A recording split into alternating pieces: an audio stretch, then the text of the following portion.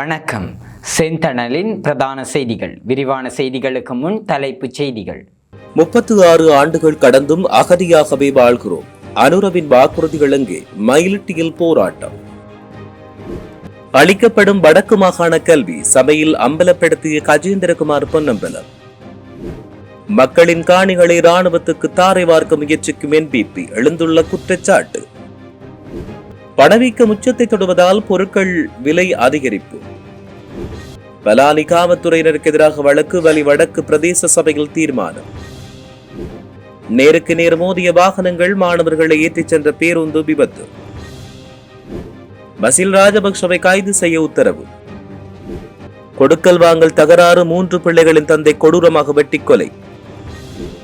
வெளிநாட்டிலிருந்து வந்தவர் கட்டுநாயக்க விமான நிலையத்திலிருந்து சென்ற போது பலி. இலங்கையின் 6 மாவட்டங்களுக்கு மண் சரிவு அபாய எச்சரிக்கை. சிறுமி பாலியல் பலாத்காரம் பிணையில் சென்ற பல்லேகம கேமரத்தின தேரர். அமெரிக்கா இஸ்ரேல் நிபந்தனை தவிடுபடி. 1 கிராம் ஜுரேனியமும் வெளிநாடு செல்லாது. முஸ்தபா அதிரடி. தொடர்வன விரிவான செய்திகள். வலிவடக்கு பகுதிகளில் உயர் பாதுகாப்பு வலயமாக உள்ள தமது காணிகளை விடுவிக்க கோரி காணியின் உரிமையாளர்கள் இராணுவத்தினரின் கொமாண்டோ பங்களா முன்பாக இன்றைய தினம் 5வது வெள்ளிக்கிழமையும் போராட்டத்தை முன்னெடுத்தனர். வலிவடக்கில் 249, 248, 251, 255, 256 ஆகிய கிராம சேவையாளர் பிரிவைச் சேர்ந்த மக்கள் கடந்த 1990ஆம் ஆண்டு ஜூன் மாத காலப்பகுதியில் அவர்களின் சொந்த இடங்களில் இருந்து வெளியேற்றப்பட்ட பின் அந்த பகுதி உயர் பாதுகாப்பு வலயமாக மாற்றப்பட்டது.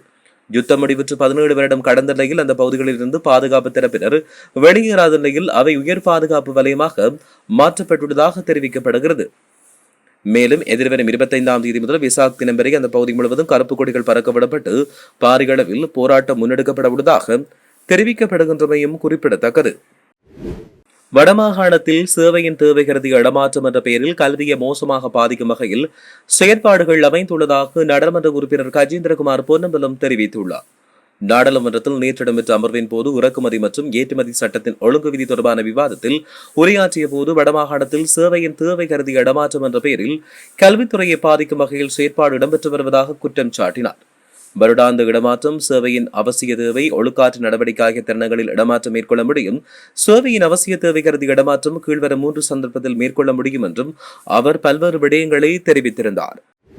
கிளிநொச்சி இயக்கச்சியில் உள்ள தனியாருக்கு சொந்தமான காணியை மக்களிடமிருந்து பிடுங்கி இராணுவத்திற்கு வழங்க தேசிய மக்கள் சக்தி அரசாங்கம் மும்முரமாக செயற்பட்டு வருவதாக நாடாளுமன்ற உறுப்பினர் கஜேந்திரகுமார் பொன்னம்பலம் குற்றம் சாட்டியுள்ளார். நேற்று குறித்த தனியாருக்கு சொந்தமான காணியில் அமைந்துள்ள ராணுவ முகாமை ராணுவத்தின் தேவைக்காக சுவீகரிப்பதற்காக அளவீடு செய்ய வந்தமை தொடர்பில் அவரை தொடர்பு கொண்டு வினவிய போது அவர் இவ்வாறு தெரிவித்தார். இதுகுறித்து தெரிவிக்கையில் தனியாருக்கு சொந்தமான 12 ஏக்கர் நிலத்தில் அடாத்தாக ராணுவ முகாம் அமைக்கப்பட்டுள்ளது.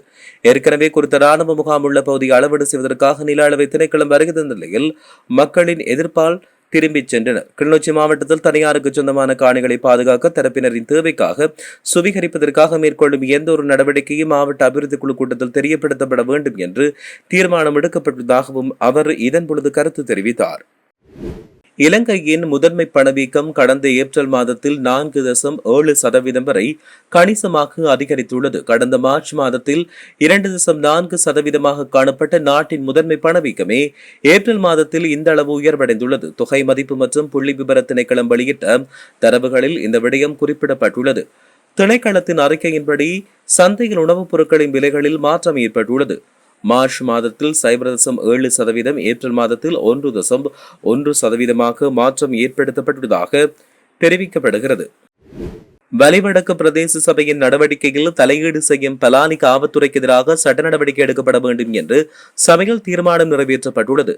வலிவடக்கு பிரதேச சபையின் மாதாந்த அமர்வு நேற்று தவிசாளர் சுகிருதன் தலைமையில் சபை மண்டபத்தில் இடம்பெற்றது. இதன்பொழுது பிரதேச சபைக்கு சொந்தமான வீதியை தையிட்டு விகாராதிபதி அடத்தாக கையகப்படுத்தி வைத்துள்ள நிலையில் அதை விடுவிக்க முயற்சித்த பிரதேச சபை தவிசாளர் மற்றும் உறுப்பினர்களுக்கு எதிராக பலாலி காவல்துறையினர் மல்லாகம் நீதிமன்றில் வழக்கு தாக்கல் செய்திருந்தனர். குறித்த வழக்கு விசாரணைக்கு தெல்லிப்பளை காவல் நிலைய பொறுப்பதிகாரி கூட சம்பந்தமே இல்லாமல் நீதிமன்றத்தில் முன்னிலையாகிறார். இவ்வாறான விடயங்கள் சட்டத்தினை நடைமுறைப்படுத்தும் பிரதேச சபைக்கு காவல்துறையினர் விடுக்கும் அச்சுறுத்தலாக இதை கருத வேண்டும் என்றும் தெரிவித்திருந்தனர். பாடசாலை மாணவர்களை ஏற்றிச் சென்ற ஒரு தனியார் பேருந்தும் லொரியொன்றும் நேருக்கு நேர் மோதி விபத்துக்குள்ளாகியதாக காவல்துறையினர் தெரிவித்தனர். இந்த விபத்து ஹட்டன் பொகவந்தலாவ பிரதான வீதியில் உள்ள நோவூட் வெஞ்சர் தோட்ட பகுதியில் இன்று காலை சுமார் 7:10 மணிக்கு இடம்பெற்றது. பேருந்தில் பயணித்த ஒரு பாடசாலை மாணவர் காயமுற்று டிக்கோய் ஆதார வைத்தியசாலையில் அனுமதிக்கப்பட்டுள்ளதாக நோவூட் காவல்துறையினர் குறிப்பிட்டுள்ளனர். பொகவந்தலாவிலிருந்து ஹட்டனில் உள்ள பாடசாலைக்கு மாணவர்களை ஏற்றிச் சென்ற பேருந்துக்கு எதிர் திசையில் ஹட்டனிலிருந்து பொகவந்தலாவை நோக்கி சென்று கொண்ட டிப்பர் லொரி மோதியதில் விபத்து ஏற்பட்டது. விபத்து நடந்த நேரத்தில் பாடசாலை மாணவர்கள், ஆசிரியர்கள் உள்ளிட்ட சுமார் 20 பேர் பேருந்தில் பயணித்துள்ளதாக காவல்துறையினர் தெரிவித்துள்ளமையும் குறிப்பிடத்தக்கது. முன்னாள் நிதியமைச்சர் பசில் ராஜபக்சவை கைது செய்யுமாறு நீதிமன்றம் பிடியாணை பிறப்பித்துள்ளது. மாத்தறை நீதவான் நீதிமன்றம் இன்று இந்த பிடியாணை உத்தரவினை பிறப்பித்துள்ளது. மாத்தறை எழியகந்த வீதி பிரவுன்சியல் முகவரியில் அமைந்துள்ள 1.5 ஏக்கர் காணியை கொள்வனவு செய்தமை தொடர்பாக பசில் ராஜபக்சவுக்கு எதிராக காவல்துறை நிதி குற்றப்புலனாய்வு பிரிவால் மாத்தறை நீதவான் நீதிமன்றத்தில் வழக்கு தொடரப்பட்டது. குறித்த வழக்கின் பிரதிவாதியான பசில் ராஜபக்ஷ இன்று நீதிமன்றில் முன்னிலையாகாமை காரணமாகவே இந்த பிடியாணை பிறப்பிக்கப்பட்டுள்ளதாக தெரிவிக்கப்படுகிறது.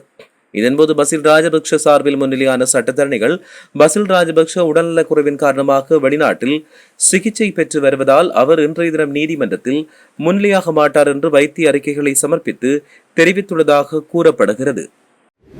மாத்தறை டிக்வெல்ல போலீஸ் பிரிவுக்குட்பட்ட பகுதியில் பண கொடுக்கல் வாங்கல் விவகாரம் தொடர்பாக ஏற்பட்ட தகராறில் கூறிய ஆயுதம் ஒன்றால் வெட்டி நபர் ஒருவர் கொடூரமான முறையில் கொலை செய்யப்பட்டுள்ளார். நேற்று இந்த கொலை சம்பவம் இடம்பெற்றுள்ளது. உயிரிழந்த நபருக்கும் மற்றொரு தரப்புக்கும் இடையில் நீண்ட நாள் கொடுக்கல் வாங்கல் தொடர்பில் பிரச்சனை இருந்தது. நேற்று இது குறித்து இருதரப்புக்கும் இடையில் ஏற்பட்ட வாக்குவாதம் எல்லை மீறி சென்று இறுதியில் கொலையில் முடிவடைந்தது. சந்தேக நபர் தன்னிடமிருந்த கூறிய ஆயுதத்தால் அந்த நபரை சரமாரியாக வெட்டி படுகொலை செய்துள்ளதாக தெரிவிக்கப்பட்டுள்ளது. பக்மூன கிரித்தலை பிரதான வீதியின் தியபெரும நகரத்துக்கு அருகில் இன்று காலை இடம்பெற்ற வாகன விபத்தில் நபர் ஒருவர் உயிரிழந்தார். இன்று காலை 6:30 மணியளவில் இடம்பெற்ற இந்த விபத்தில் 40 வயதான நபர் ஒருவரை உயிரிழந்தார். கட்டுநாயக்க விமான நிலையத்திலிருந்து மட்டக்களப்பு நோக்கி பயணித்துக் கொண்டிருந்த வேன் ஒன்று வீதியோரத்திருந்த வேப்பமரத்துடன் மோதி இந்த விபத்து இடம்பெற்றது. இந்த விபத்தின் போது வேனின் முன் ஆசனத்தில் பயணித்த நபரை உயிரிழந்தார். அத்துடன் காயமடைந்த ஓட்டுநர் மருத்துவமனையில் அனுமதிக்கப்பட்டுள்ளதாக அறிக்கை செய்யப்பட்டுள்ளது. விபத்தில் உயிரிழந்த நபர் மட்டக்களப்பு பகுதியைச் சேர்ந்தவர் என்பதுடன் அவர் வெளிநாட்டிலிருந்து மீண்டும் இலங்கைக்கு திரும்பிய நிலையில் தன்னுடைய வீட்டுக்கு சென்று கொண்ட போது இந்த விபத்துக்கு முகம் கொடுத்தார். ஓட்டுநருடைய அதிவேகம் மற்றும் கவனக்குறைவே இந்த விபத்துக்கு காரணம் என போலீசார் தெரிவித்துள்ளதாக கூறப்படுகிறது. சிறுமியொருவரை பாலியல் பலாத்காரம் செய்ததாக குற்றம் சாட்டப்பட்ட அட்டமஸ்தானாதிபதி பல்லேகம கேமரத்தின தேரரை பிணையில் அனுப்பி அனுராதபுரம் நீதவான் நீதிமன்றம் உத்தரவிட்டுள்ளது. தலா 5 மில்லியன் ரூபாய் பெறுமதியான 2 சரீரப்பிணைகள் மற்றும் 1 லட்சம் ரூபாய் ரொக்கப்பிணையின் அடிப்படையில் அவர் விடுவிக்கப்பட்டுள்ளார். பிணை நிபந்தனைகளை மீறப்பட்டாலோ அல்லது சாட்சிகளுக்கு செல்வாக்கு செலுத்த ஏதேனும் முயற்சிகள் மேற்கொள்ளப்பட்டாலோ பிணை உத்தரவு ரத்து செய்யப்படும் என்றும் நீதவான் எச்சரித்துள்ளார். அத்துடன் சந்தேக நபருக்கு வெளிநாட்டு பயணத்தடையும் நீதிமன்றத்தால் விதிக்கப்பட்டுள்ளது. இதனிடையே விளக்கமறியலில் வைக்கப்பட்ட போது தேசிய மருத்துவமனையில் சிகிச்சை பெற்று வந்த கேமரத்தினர் நேற்று பிற்பகல் சிறைச்சாலை மருத்துவமனைக்கு மாற்றப்பட்டார். முன்னதாக கம்பகா பிராந்திய காவல்துறை சிறுவர் மற்றும் மகளிர் பணியகத்தால் கைது செய்யப்பட்ட அவர் இன்று வரை விளக்கமறியலில் வைக்கப்பட்டார். இந்நிலையில் அவர் அனுராதபுரம் தலைமை நீதவான் நீதிமன்றில் முற்படுத்தப்பட்டதை அடுத்து பிணையில் செல்வதற்கு அனுமதி வழங்கப்பட்டுள்ளதாக தெரிவிக்கப்படுகின்றமையும் குறிப்பிடத்தக்கது. நாட்டில் நிலவுகின்ற சீரற்ற வானிலை காரணமாக நாட்டின் 6 மாவட்டங்களுக்கு மண் சரிவு அபாய முன்னெச்சரிக்கை விடுக்கப்பட்டுள்ளது. தேசிய கட்டட ஆராய்ச்சி நிர்வாகத்தால் இன்று காலை 9 மணிக்கு வெளியிடப்பட்ட புதுப்பிக்கப்பட்ட அறிக்கையில் இந்த விடயம் தெரிவிக்கப்பட்டுள்ளது. அதன்படி கேகாலை மாவட்டத்தின் தெஹியோவிட்ட திரணியாகால ருவன்வெல்ல மற்றும் ரத்தினபுரி மாவட்டத்தின் ரத்தினபுரி அயகம குருவிட்ட எகிலிகுடா ஆகிய பிரதேச செயலாளர் பிரிவுகளுக்கு மண் சரிவு சிவப்பு அபாய எச்சரிக்கை விடுக்கப்பட்டுள்ளது. இதனால் குறித்த பகுதிகளில் வாழும் மக்கள் அனர்த்தம் காரணமாக பாதுகாப்பான இடங்களுக்கு செல்லுமாறும் அறிவுறுத்தல் விடுக்கப்பட்டுள்ளது. இனி சர்வதேச செய்திகள். ஈரானில் உள்ள செறிவூட்டப்பட்ட யுரேனியத்தை எந்த நாட்டிற்கும் அனுப்பக்கூடாது என அந்த நாட்டின் உச்ச தலைவர் முஸ்தபா கமீனி நேரடி உத்தரவை பிறப்பித்துள்ளார். அமைதி ஒப்பந்தம் ஏற்பட வேண்டுமானால் ஈரான் தனது யுரேனியத்தை முழுமையாக வெளியேற்ற வேண்டும் என அமெரிக்க ஜனாதிபதி டொனால்ட் ட்ரம்பும் இஸ்ரேலும் நிபந்தனை விதித்தனர். இருப்பினும் 1 கிராம் யுரேனியமும் வெளிநாடு செல்லாது என்ற ஈரானின் புதிய நிலைப்பாடு அமெரிக்கா இஸ்ரேல் கூட்டணிக்கு நேரடி சவாலாக மாறியுள்ளது. இது நடுவராக செயற்பட்ட பாகிஸ்தானுக்கும் அதிர்ச்சியினை தந்துள்ளது.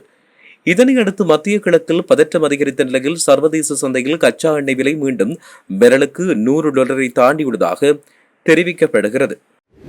இத்துடன் செய்திகள் நிறைவடைகின்றன. வணக்கம்.